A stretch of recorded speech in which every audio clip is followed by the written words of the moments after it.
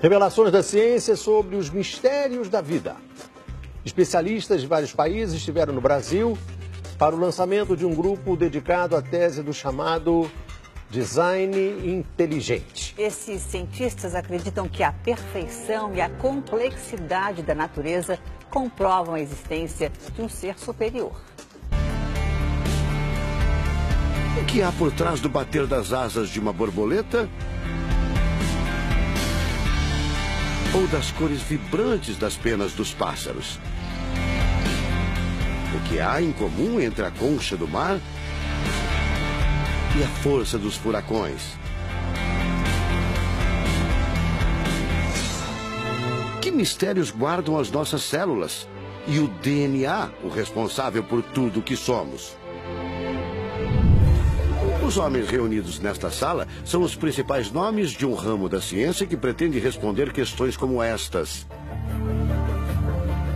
Ao contrário do que a gente apregoou por 150 anos, há evidências de inteligência na vida e no universo. Eles são estudiosos do chamado design inteligente, uma linha de pesquisa que acredita que a complexidade da vida e a perfeição da natureza comprovam a existência de um ser superior.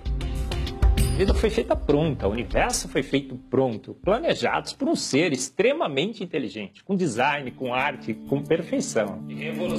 Marcos Eberlin coordena o Núcleo de Pesquisa em Ciência, Fé e Sociedade, recém-inaugurado por uma das maiores universidades de São Paulo, em parceria com instituições americanas. Outro defensor do design inteligente é o doutor em bioquímica e professor americano Michael Behe.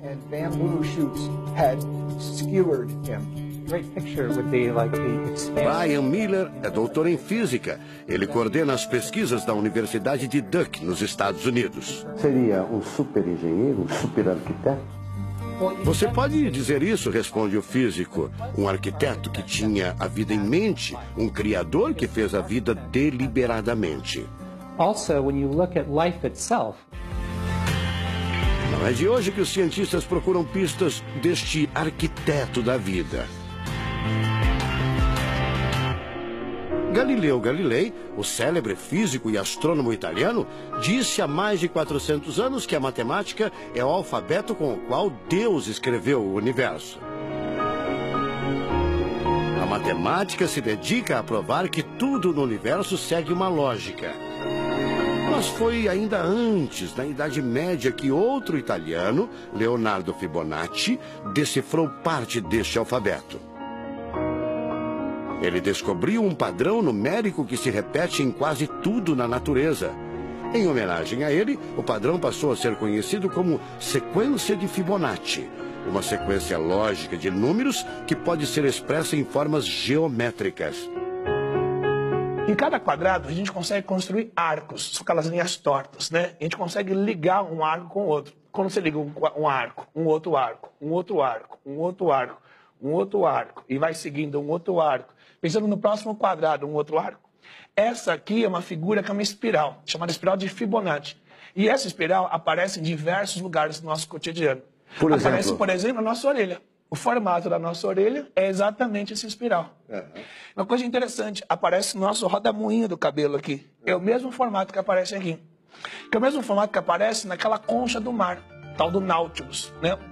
Que é o mesmo formato que aparece nas estrelas do universo. Que é o mesmo rodamuinho que forma quando tem um furacão. A sequência de Fibonacci foi encontrada também nas ondas do mar, nas pétalas das rosas, na distribuição das sementes do girassol e até nos hexágonos da casca do abacaxi. Mais uma comprovação matemática da existência de uma mente inteligente por trás da criação seria o chamado número de ouro, ou proporção áurea, representada pela letra Φ. O número de ouro, também representado pelos dígitos 1,618, está presente na construção de uma das obras mais importantes da antiguidade, o Partenon. Foi usado por Leonardo da Vinci na Mona Lisa, o quadro mais famoso do mundo. essa regra do número áureo, ela vem, né, aparece no Fibonacci e aplica em um monte de situações. E é legal que os gregos percebiam isso, eles associavam isso muito com a ideia de perfeição. Ele está presente nas asas das borboletas e até nas medidas do corpo humano. Se você pegar a sua altura e dividir pela distância do seu umbigo até o chão, vai dar aproximadamente 1,6. Um φ. Vai dar um φ também. Se a gente abre os braços, né, calcula a distância da ponta de um dedo até a ponta do outro dedo. Então vai ser desse dedo maior aqui, no dedo médio, até chegar ao dedo médio. Se eu pegar essa distância e dividir pela distância desse dedo até esse ombro aqui, vai dar 1,6 de novo. De tudo na natureza, o que mais impressiona os cientistas são as células, a chamada unidade básica da vida. São as menores partes que compõem os seres vivos, vegetais ou animais. O corpo humano é formado por cerca de 100 trilhões de células que dão origem a tecidos e órgãos. We cannot be accidentally caused. Life is not an accident. O americano Douglas Axie estuda biologia molecular há mais de 25 anos. Ele garante: não existe a mínima possibilidade de a vida ser um acidente, um acaso da evolução do planeta.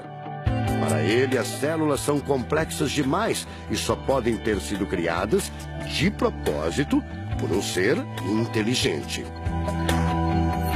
Literally machines that are made out of molecules. Dr. Michael Behe concorda. Ele compara a célula a uma fábrica repleta de máquinas e veículos. Ela produz e troca com as células vizinhas os elementos fundamentais à vida. Tudo coordenado por uma espécie de computador central, o chamado DNA. Você já deve ter ouvido falar dele. O DNA é um conjunto de informações genéticas que definem as características dos seres vivos. Entre os humanos é o DNA que informa o sexo, a cor da pele e do cabelo e o formato do rosto, entre outras coisas. São 6 bilhões de informações condensadas numa estrutura microscópica extremamente eficiente. O presidente da Sociedade Brasileira do Design Inteligente considera o DNA o mais avançado código de que se tem notícia. A gente tem a molécula de DNA como um modelo. Por quê? Porque quando a gente descobriu essa molécula, a gente viu que é uma molécula fantástica, maravilhosa. E ali evidências e mais evidências de que uma mente inteligente projetou a vida. Porque é o software da vida. E esse software tem o quê? Tem ali um código. E a gente sabe que códigos emanam de mentes inteligentes.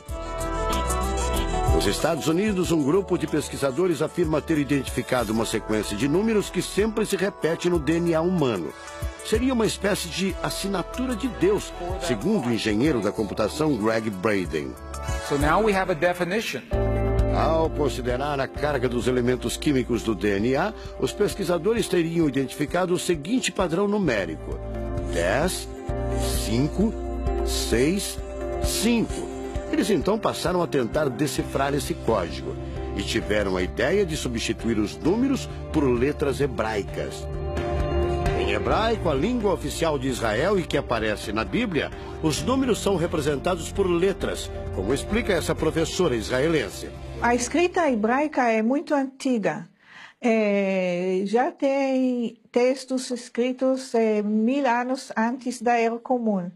E nesta época ainda não inventaram o sistema decimal dos números que usamos agora. Na Bíblia, o Primeiro Testamento, podemos ver não só os números dos versículos e os números dos capítulos, mas também as páginas. A contagem das páginas está feita em letras e não em números. A sequência numérica 10, 5, 6, 5 foi transcrita para as respectivas letras em hebraico: Yud, Rei, Vav, Rei. Veja o resultado. A sequência corresponde à palavra Javé, ou Deus, em hebraico.